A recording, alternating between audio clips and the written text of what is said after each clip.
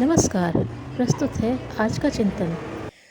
भौतिक उपलब्धियां कितनी ही महत्वपूर्ण क्यों न हो, वे तब तक उपयोगी सिद्ध नहीं हो सकती जब तक उनमें सृजनात्मक प्रवृत्तियां न जुड़ी हों। ध्वंस में प्रयुक्त होने वाले साधन तो सामूहिक विनाश के कारण बनते हैं।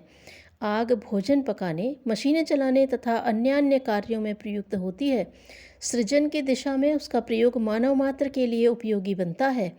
ध्वंस में प्रयुक्त हो तो वही आग कुछ ही क्षणों में दावानल का स्वरूप ग्रहण करके अगाध संपत्ति को नष्ट कर डालती है। रचनात्मक कार्यों में आने वाली एक वस्तु उपयोगी बन जाती है, वही ध्वंस में प्रयोग होने पर विनाश का दृश्य उपस्थित करती है। मानवीय व्यक्तित्व का विश्लेषण करने पर उसमें दोनों ही प्रवृत्तियां पाई जाती हैं। बुद्धि का योगदान तो इन दोनों में ही होता है, किंतु एक के साथ संवेदनाओं का पुट जुड़ा होने से रचनात्मक बनकर मानव मात्र के लिए उपयोगी बनती है। वही दूसरी प्रखर होते हुए भी संवेदनाओं से रहित होने के कारण स्वार्थी संकीर्ण बनकर संकट ही खड़ा करती है। महत्व उपलब्धियों का नहीं, उनके साथ जुड़े उद्देश्यों का है। आदर्शों एवं सिद्धांतों के लिए प्रयुक्त होने वाले साधन ही मानवीय विकास के आधार बनते हैं, भले ही वे अल्प क्यों न हों, किंतु महत्व उनका ही है जो सदुद्देश्य के लिए प्रयुक्त हों। सही अर्थों में वे ही सामाजिक विकास के कारण होते हैं। बढ़े हुए साधन व्यक्ति विशेष के लिए उपयोगी हो सकते हैं, परंतु आदर्शों के अभाव में तो वे संकट ही खड़ा करते हैं।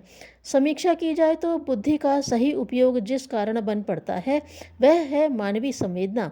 उससे जुड़कर बुद्धि सृजनात्मक प्रवृत्तियां अपनाती तथा सबके लिए उपयोगी बनती हैं, और साधनों का प्रयोग भी श्रेष्ठ कार्यों के लिए तभी हो पाता है।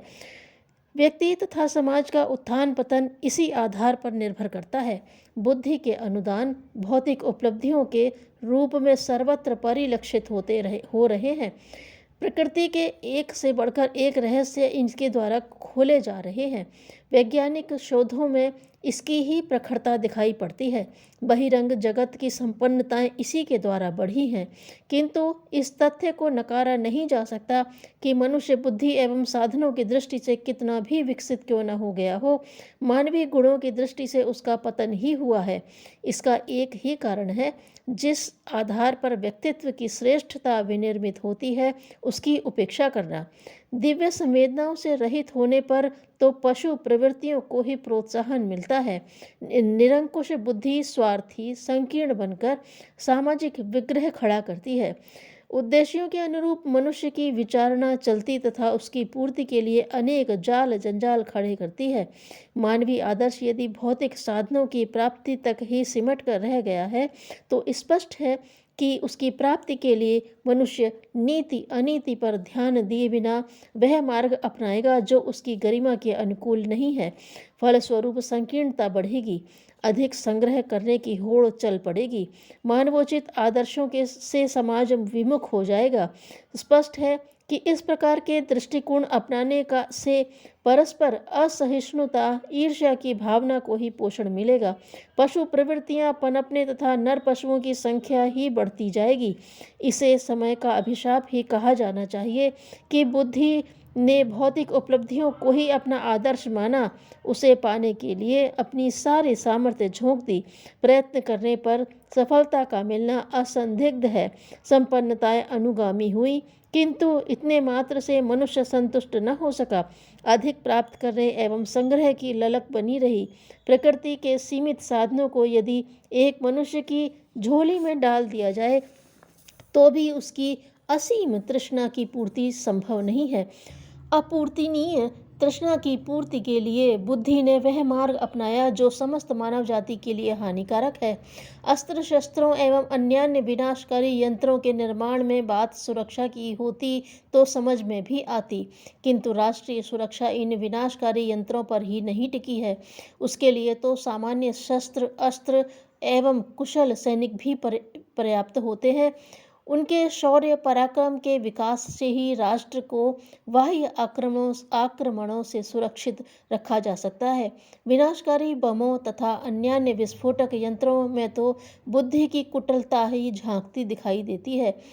समाज में जैसा भी आदर्श होगा उसके अनुरूप ही प्रवृत्तियां पनपेंगी एवं गतिविधियां चल पड़ेंगी।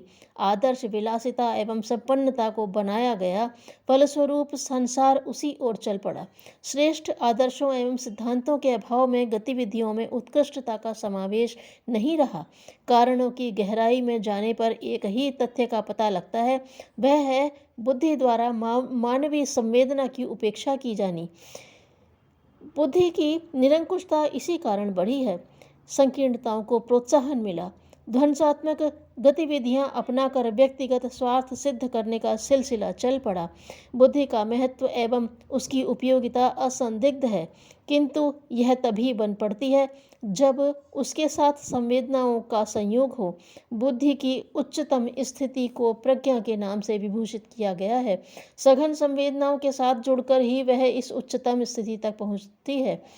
सृजनात्मक प्रवृत्तियों को इसी के द्वारा प्रोत्साहन मिलता है।